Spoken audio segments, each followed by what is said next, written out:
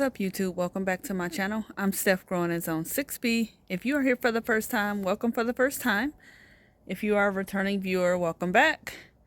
So, y'all, I am going to give you guys a garden tour today. I have not done a fall garden tour because I had nothing to show. But I do have a few things to show now. And despite the neglect that I have given my plants, they are doing okay. So I'm gonna show y'all what I have, walk y'all through the garden. I don't know if I'm gonna still plant anything else. I could still do some spinach. I could do some cabbage in the greenhouse, and I can do a 70-day, I think it's a 70-day or 56-day cauliflower that I have seeds for, but not sure, quite sure if I'm gonna do that yet. For right now, I'm happy with what I planted, and I'm gonna show y'all what I got. So I'm gonna start off here. All of this stuff is primarily spent except for these collards back here that are growing back. So these I harvested once already, and they won't get huge because they are in this bed, but there is 2 stalks, so they will grow on both stalks. And so yeah, they are growing. I stopped fertilizing these peppers because peppers are just about spent for the season. It has been seasonably warm this year, so I'm not surprised that these peppers aren't completely dead yet. But these little buds and stuff, they likely won't do anything. There's a tiny pepper right here. I'm not banking on it. If it grows, it grows. If it doesn't, it doesn't. But I do have one here that, since it did grow, I'll go ahead and pull it. And I don't have any basket, so guess where it's going? In my pocket. My geraniums, I am going to overwinter. I haven't had an opportunity to put these in the pot yet, but I will. I like these variegated leaves, so I'm going to try and save them and put them in the greenhouse for next season. I have to clean up all of this debris. If you've never overwintered geraniums, it's very easy. You can put them in soil in a pot, let them go kind of dormant, take all these blooms off, and they will hold over the winter. Or you can shake all the soil off and put them in a brown paper bag and put them in a dark place, and they will wake up in the spring. I have done the brown paper bag method before. I have not done the soil planted way before, but I'm going to try that way to get a jump on it. This ground cherry is just about ready to come out. It's entangled in here with my raspberry bush, which I have to do something with. And I really just haven't cleaned this bed up yet. This ground cherry is quite big. I don't even know if I can overwinter it. I might. It's hard to start, but honestly, ground cherries volunteer so well, I probably won't even bother. Now, this massive plant here is, let me see if I can step back a little bit, is celery. All of this is my celery plant. I cut this celery plant back a few times already. Look at how gigantic these stalks are. I mean, I have so much celery, I don't even know what to do with all this celery. I guess I can get back on a health kick and start making some smoothies, but it's just humongous. This is like a celery tree, guys. This celery is doing so well right here. I have actually never seen a celery grow this big, so I'm really excited about that, and we'll be harvesting that soon. All of my sunflowers are gone for the year. They did. These stalks make great trellises, so I'm going to leave them there for winter interest and let them dry out. I harvested my lemongrass here, which, as you can see, it's actually starting to grow back some. And I think this is feverfew or chamomile. I think that's feverfew. I'm actually going to try to overwinter this pot. I actually like how this feverfew or chamomile, I'm not sure which, is draping over the plant like that and growing so well. So I'm actually going to leave this pot just like it is, and I'm going to stick the whole thing in the greenhouse, and I'm hoping that it overwinters so that I can get regrowth next year or next season. So we're going to try it. Y'all know me.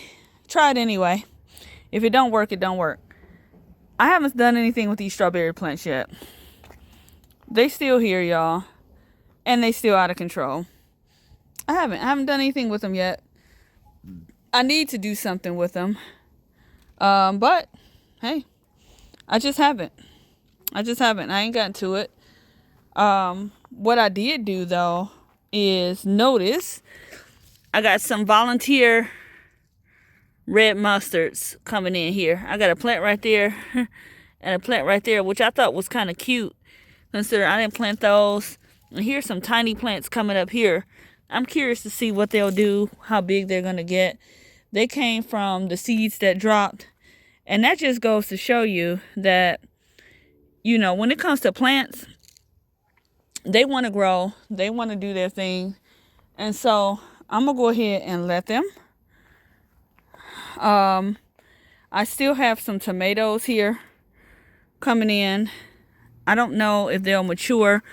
I doubt that there is enough time, but they are cherries, so they might. There's actually quite a few. I think they're cherries. They look like cherries. Here's one down here, as you can see. There's another one right there. And really, for this plant to be, for it to be November, almost November, this plant actually looks pretty good. So, you know, whether I get something or not, I don't know. But it's no harm for this plant to be here. And just for the record, I planted this in this unamended clay soil. So I haven't amended the soil outside of here. Besides, this was all grass before last year. So, and of course, I haven't cleaned up anything. That's my yarn. But this soil was not amended like the soil on the inside of the fence. It was all grass, and all I didn't even put down cardboard. All I did was lay these wood chips on top of the grass, and these tomato plants grew fine. So it is an indication to me that they do want to grow, and I actually may go ahead and create some space outside of my beds next year for planting. Now, if I spin around, I have some peas here. This is not ready yet. I don't see any peas that are actually really. Oh, there's some inside. I might check on to see if they are ready. But they do have quite a few flowers. So I don't know if these peas will form or not. But they do. The plant does look healthy, except for down here. This is starting to get some powdery mildew, which is also what happened in the spring. So maybe my area is just prone to powdery mildew. I'm not sure. I'm not going to spray them. Oh, there's a mature one here. See how this one is plumped up? If I move my finger, you can see how this one is like really plumped up. And this is a sugar pea. And actually, if I take it off, it makes a great snack. My yellow raspberries are done for the season. Another snack. And over here, I have my green beans, which are really fizzling out. There's a couple on here that need to go, but it's about that time of year. Plus, I haven't watered them anyway. Not really. And so, since I haven't watered them, I don't really expect to get much. Now, if we come on the inside of my garden, these here pepper plants are done. except for a few peppers that are still trying to, I can't believe peppers are still trying to produce this time of year. But I'm not going to expend any more fertilizer. There's a couple serranos in the back, but not doing anything with that. And really, in this bed, I haven't ripped these zinnias out, y'all, because they're so pretty. I actually absolutely love zinnias. And so, you know, when I come out here, they make me happy. It's not even cold. It's like 60-something degrees. So I'll let them reseed in this bed. I might not even pull them. I might just let them do their thing. I mean, look at these variegated leaves with the yellow, petals, the different colors with the yellow and the orange. I mean, they are stunning. And so, because they are stunning, I'm going to leave them. This is another sunflower that's done. Poor baby is gone, bye-bye. And just so that y'all know, I haven't watered this garden consistently. I haven't. I'm going to tell y'all the truth. I've been busy. I haven't been watering. And so I'm surprised that I have any survival at all. But I do. I got here some cabbages growing. I transplanted and moved these greens here. I think that's a collard right there. And I think that's a collard over there. But they are growing slow. When it's fall, you'll notice that things will grow slower because the days are shorter. And when the days are shorter, it's not going to grow as fast. It's going to grow slow. It doesn't need as much watering, which is probably why these plants are still alive. Here's another cabbage forming up. Here's another one here. And that white moth is gone. So, I gave these some fertilizer last week. Here's another cabbage right here. I'll give them some more fertilizer. I haven't had to put down any slug bait because it hasn't rained. But I normally, like with these leaves, I'll go ahead and take them off and let them grow new leaves. I don't know if they inhibit the growth or not, but I kind of feel like they do. So that's why, you know, if I see a plant, here's another cabbage, and it looks like it's struggling and it has leaves like that, I take them off. And here's another cabbage, one right there. Most of this bed is cabbage, except right here, these are mustards, mustard greens. This is I don't know what that is. That might be a cauliflower. What y'all think that is? I'm not 100% sure what that is. I don't know. But I know that this is a mustard right here with a weed. That's a mustard. I think these are purple sprouting broccoli, which I may or may not plant again next year because I planted some in another bed too, and they're just not doing well. Now, granted, these ones got chewed down. Take these leaves off. The ones that are real damaged, I'll go ahead and take them off. These got chewed down, and this right here is slug damage. This is not worm damage. So if you see the leaves like that with them big old holes, that's not worm damage. That's slug damage. And I should have really pulled those leaves off. And I'm going to give these all some fertilizer. Yeah, this is purple sprouting broccoli. I can tell from the stem. And I think this is purple sprouting broccoli too. And that one even over there.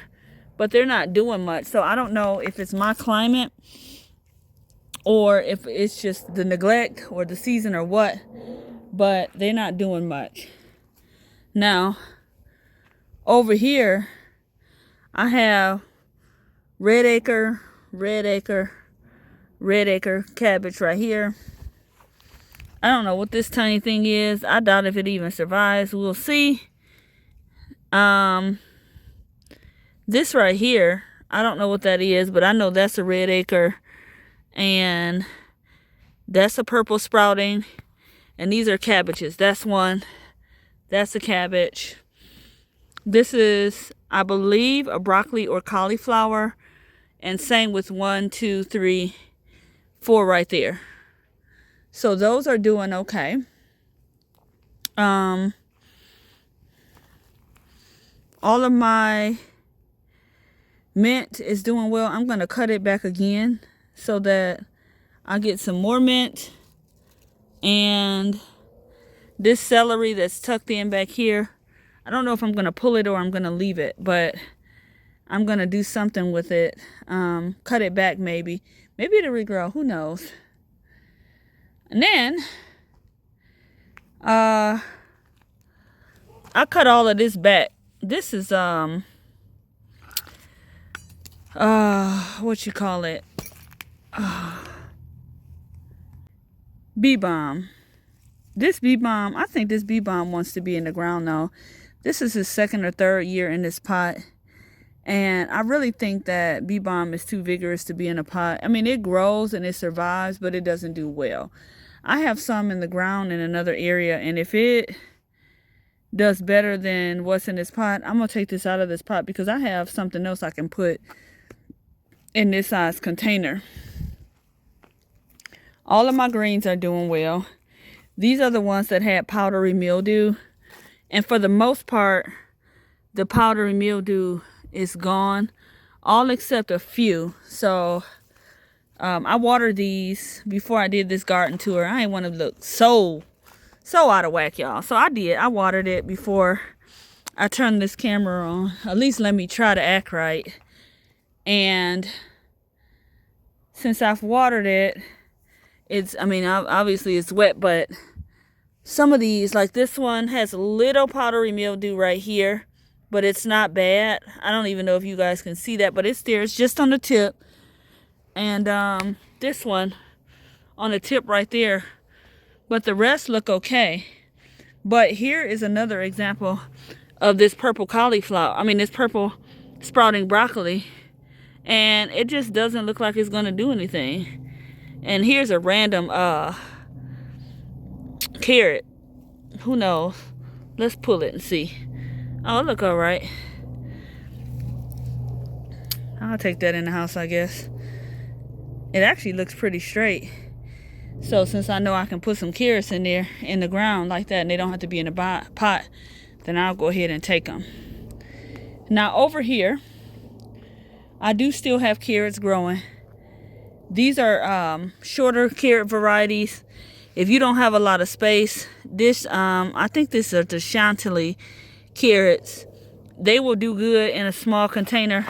This container is like that depth, so that you know. And see, this is what they look like. They short and fat like this, but they will grow well in this container. So I have them there. I'll take those carrots in the house. I might use them for a stir fry or something. And then all of my stuff over here is still growing. These strawberry plants, this bean plant is dead. My giant red mustards are growing back. So these are doing well. I harvested those. I'll leave that right there to the next time. This is some parsley that I didn't even think was going to do anything, but it did. I'm going to leave it. Shoot, Thanksgiving is coming. Maybe it'll survive till the end. And all of this cilantro, you guys, who needs some cilantro? I have so much cilantro. This is a lot. I'm going to cut some off and give it to one of my friends. She makes cilantro rice. And she can have it because I have cilantro to go around. And then another thing in these Dollar Tree stackables, these aren't doing nothing. This is a radish. That's a radish. I think that's a radish. This got some powdery mildew on it. It probably ain't gonna do nothing. But then back here, there's a radish that I probably need to pull.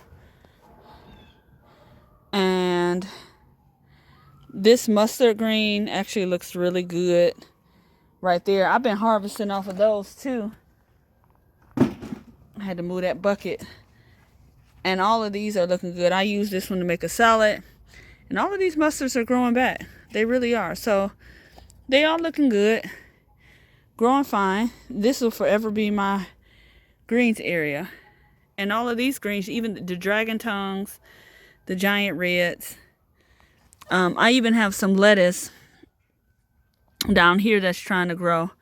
Looks pretty good. Oh, backtrack. I planted some carrots in this bed, but they didn't come up. So, don't know if they will or not. And then these beets look crazy. Oh, these are the carrots that I planted. Who knows whether they'll come up. These beets are looking wild, y'all. I don't know if they'll do anything at all. They are looking rough. But I've seen people with rough looking beet leaves and have still gotten beets. So who knows? This is my first year growing beets. I'm not sure how large they get. If y'all know how large they're supposed to get, let me know. I have no idea, but they looking kind of sad, but I'm going to leave them. And then here's some more carrots I tucked in the front. I tuck carrots wherever I can. I actually really love carrots grown from the garden, so I typically will tuck them wherever. Now, I haven't harvested all of these carrots. I harvest them a little at a time as I need them. And you can see down here, some of these are sticking up. But these ones that are sticking up, they look skinny. Let me see. Like, this don't look like nothing. I mean, it looks like a carrot, a white carrot. But it don't look that great, I guess, is what I'm trying to say. So, I probably didn't space these enough. For this stem to be this long, or maybe it just wasn't ready. But either way, I don't know. Didn't do much. Now,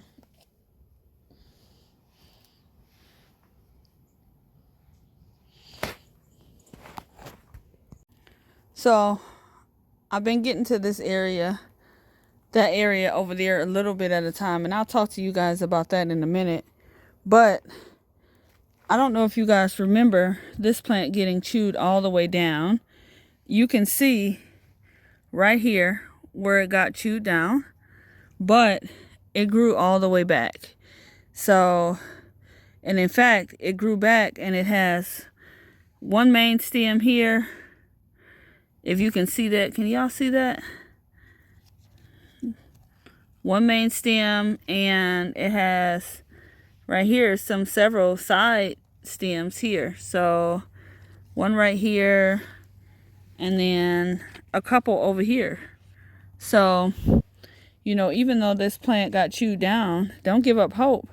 It might, your plant might bounce back. A lot of times, if an animal chews down something and it leaves the middle, what I notice is if you give it enough time, a little fertilizer, it'll come on back for you. And so this plant has.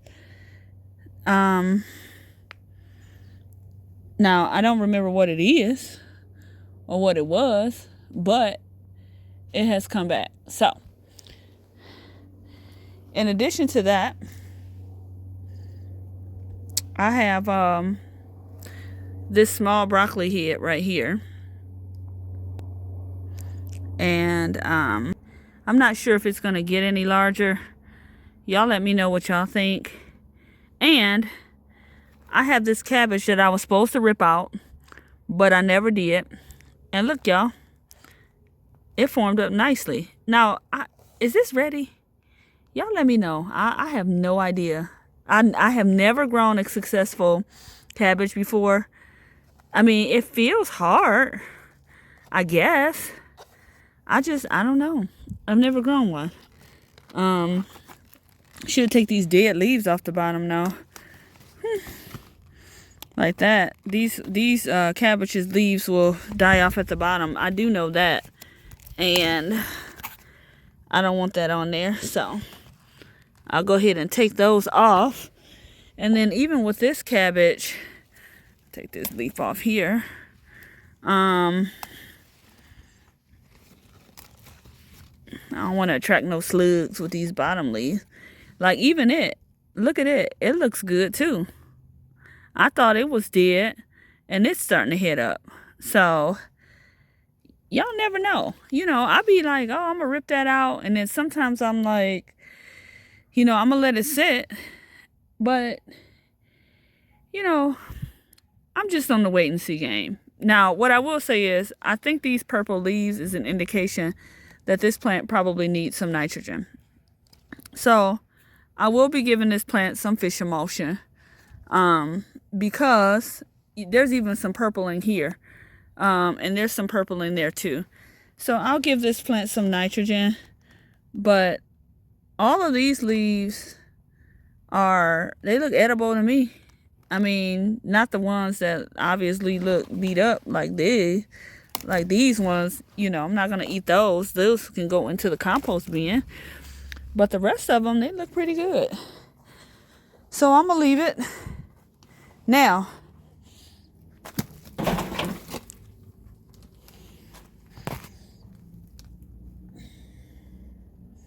here is part of my compost bin. So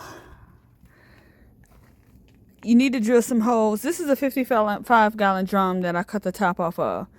I started off my compost in that black trash can right there.